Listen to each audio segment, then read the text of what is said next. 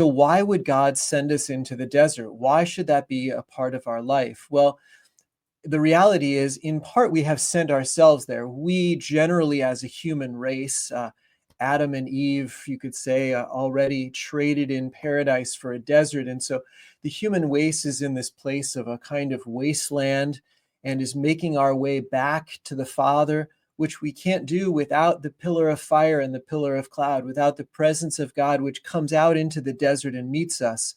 And that was this particular mystical expression in the Exodus. That is this infleshed expression in Jesus Christ, who comes out into the desert to meet us. After his baptism, he goes out into the desert to meet us. The desert is the domain of the devil. Jesus goes out to declare war and to rescue the lost, to come out where we are, to bring us to where he is, in the eternal embrace of the Father, in the eternal paradise that we are made for. And then all of us are in the desert in a variety of forms or for different reasons at that point. And these can be overlapping reasons as well. Sometimes we're in the desert because we've put ourselves there by our own decisions.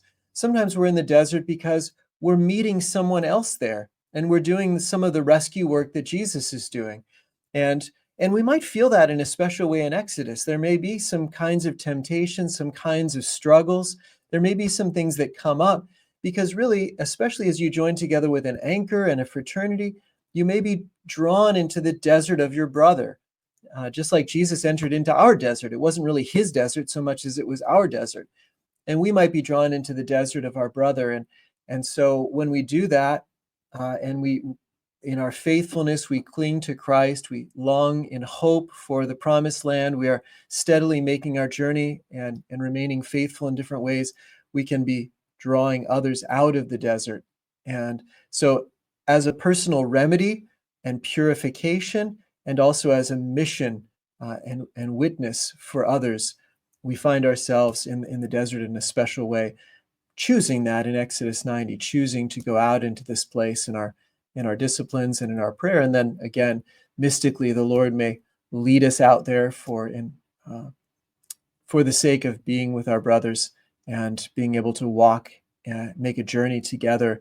But we're never out there alone. Christ has gone and is always with us. He shares all of our temptation and all of our suffering so that we are never alone in that.